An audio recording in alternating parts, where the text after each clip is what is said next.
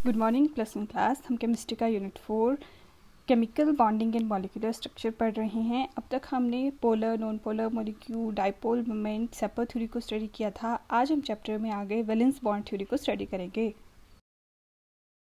सबसे पहले valence bond theory. This theory was given by Hitler and London in 1927 and was later modified by polling and coworkers. According to this theory, as two atoms combine to form molecule, two different forces operate. कि जैसे ही दो atom एक दूसरे की तरफ approach करेंगे molecule की फॉर्मेशन के लिए, दो टाइप की फोर्सेस ऑपरेट करती हैं. First, nucleus of one atom is attracted toward the electrons of the other and vice versa. क्योंकि न्यूक्लियस कैरी करता है पॉजिटिव चार्ज, तो एक एटम का जो न्यूक्लियस है वो अट्रैक्टेड होगा toward the electrons of second atom, and जो सेकेंड एटम का न्यूक्लियस होगा वो होगा attracted toward the electrons of first atom. Energy is released in attraction. अब ये जो अट्रैक्टिव फोर्सेज है इसके कारण एनर्जी रिलीज हुई.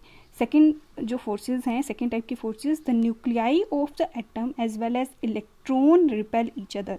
दोनों एटम के न्यूक्लियाई पॉजिटिव चार्ज कैरी करते हैं, दोनों एक दूसरे को रिपेल करते हैं, और जो इलेक्ट्रॉन्स हैं दोनों के वो भी क्या करते हैं, एक दूसरे को रिपेल करते हैं. तो ये दो टाइप की फोर्सेज हैं जो किसी भी एटम के मॉलिक्यूल की फॉर्मेशन के टाइम पे एक्ट करते हैं.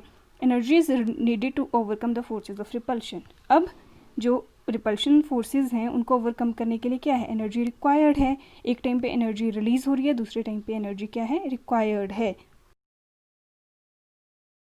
फॉर एग्जाम्पल H2 मॉलिक्यूल की फॉर्मेशन को हम स्टडी करते हैं. When two hydrogen atom approach each other, two different forces act as. एक हाइड्रोजन एटम जिसके पास एक इलेक्ट्रॉन है, दूसरा हाइड्रोजन एटम जिसके पास भी एक इलेक्ट्रॉन है. ये जो स्ट्रॉन्ग लाइंस हैं ये शो कर रही हैं कि पहले से जो अट्रैक्टिव फोर्सेस प्रेजेंट हैं, अट्रैक्टिव फोर्सेस इधर प्रेजेंट हैं, अट्रैक्टिव फोर्सेस हाइड्रोजन और इस इलेक्ट्रॉन के बीच में पहले से प्रेजेंट है.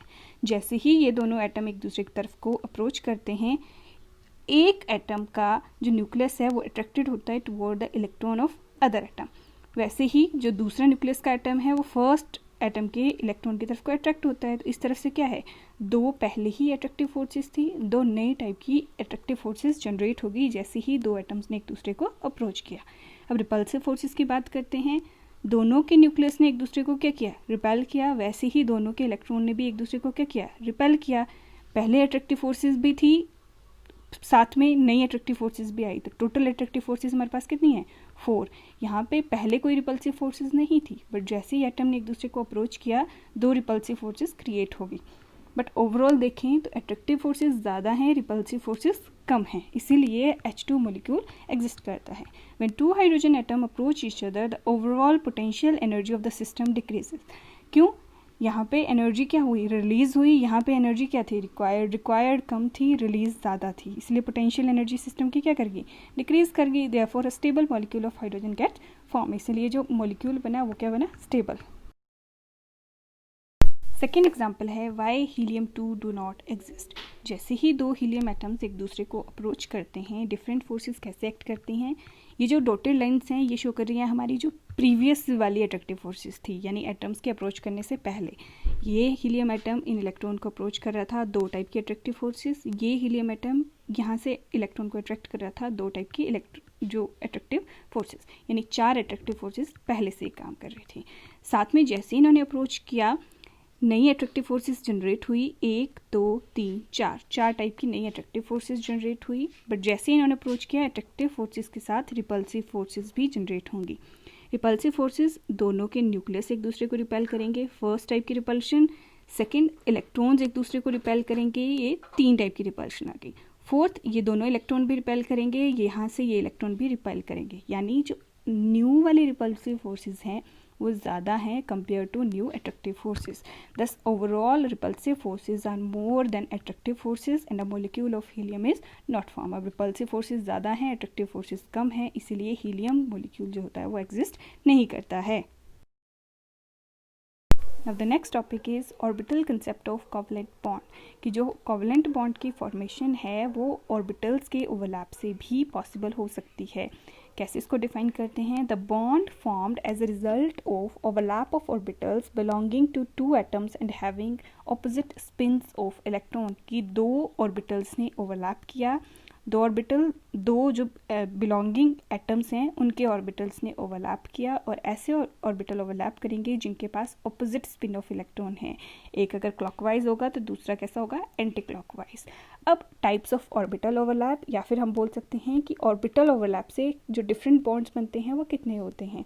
दो टाइप के बॉन्ड्स जो होते हैं वो पॉसिबल होते हैं ऑर्बिटल के ओवरलैप से। एक होते हैं सिग्मा बॉन्ड्स, दूसरे बनते हैं pi bonds.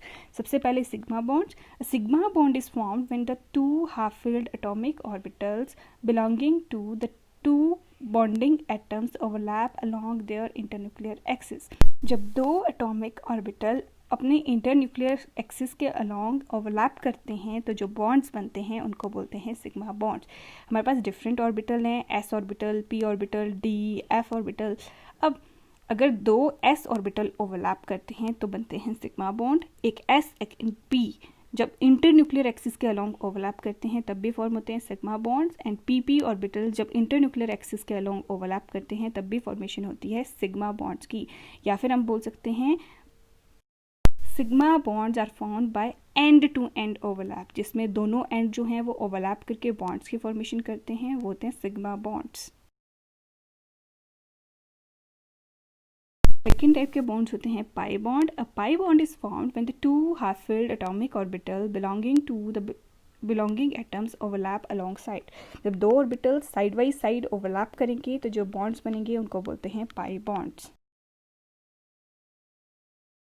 Now one of the most important topic of this chapter is difference between sigma and pi bond. Sigma bonds क्या होते हैं, पाई बॉन्ड क्या होते हैं।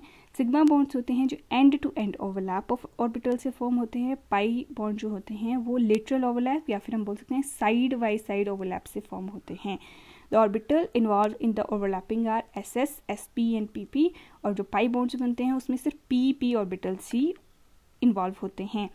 जो सिग्मा बॉन्ड्स होते हैं वो स्ट्रॉन्गर बॉन्ड होते हैं, जो सिंगल बॉन्ड होते हैं वो सिग्मा बॉन्ड्स होते हैं, और जो पाई बॉन्ड्स होते हैं वो वीक बॉन्ड्स होते हैं।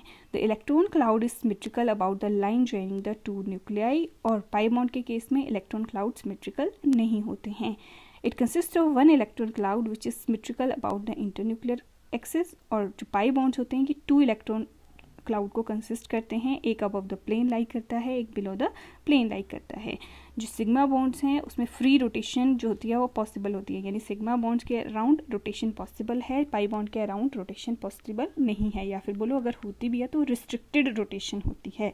दैट्स ऑल फॉर टुडे, बाकी हम नेक्स्ट लेक्चर में करेंगे।